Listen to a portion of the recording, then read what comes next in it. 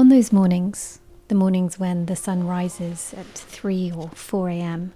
and you just can't get back to sleep, I tend to find the best thing to do is head to my studio space and use these quiet hours for creativity. There's something about creating in the early hours when everyone else is quiet and asleep that feels slightly magical. And this morning was the perfect morning to start a particularly special commission for someone who's become a friend and someone that I met through my career as an artist. I'm creating a kingfisher soaring out of the water, but this piece is a recreation of one that actually launched my art career almost entirely by accident. I'd been sent on a day course for pastel pencils while I was still at university as a birthday present. And between you and I didn't particularly want to go. I'd never really got on with pastels and never tried pastel pencils, and I was trying to struggle through my last year of fine art, which had me completely confused, and thought this is just going to be another thing that I try and then give up on. But coming back from this single day course, I found myself investing in a full tin of pastel pencils and a lot of paper. And several months later, I'd created a kingfisher like this one, soaring out of the water. I didn't really think much of it at the time, and I had no real plans after uni other than to travel with my now husband. But one summer's evening, while I was working a shift in the local ice cream shop, an artist of the name John Hurst came in. I knew him from having been to one of his exhibitions, and he had somewhat taken me under his wing and has certainly been an instrumental part of me launching my art career. But while he was in there, ordering his ice cream that evening, he asked me what I was up to and what I'd been drawing. And so, between orders, I all but threw my phone over the counter at him with this photo on the screen. Later on that evening, much to my surprise, I found that I had an email from John.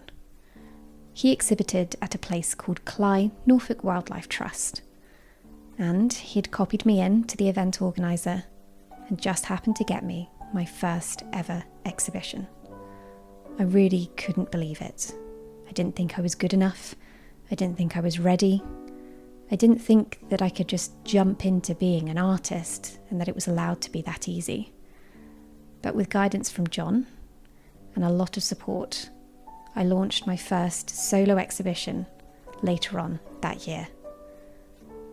Not only was it a success and nearly a sellout, but it was also a pivotal moment for me to turn and look at my life and where I wanted to go and what I really wanted to achieve. I usually find that I am too cautious. I like to plan and I would like to wait for goals to be reached. But I realised one evening that I actually needed to quit my job and launch myself full in to being an artist. It felt absolutely terrifying.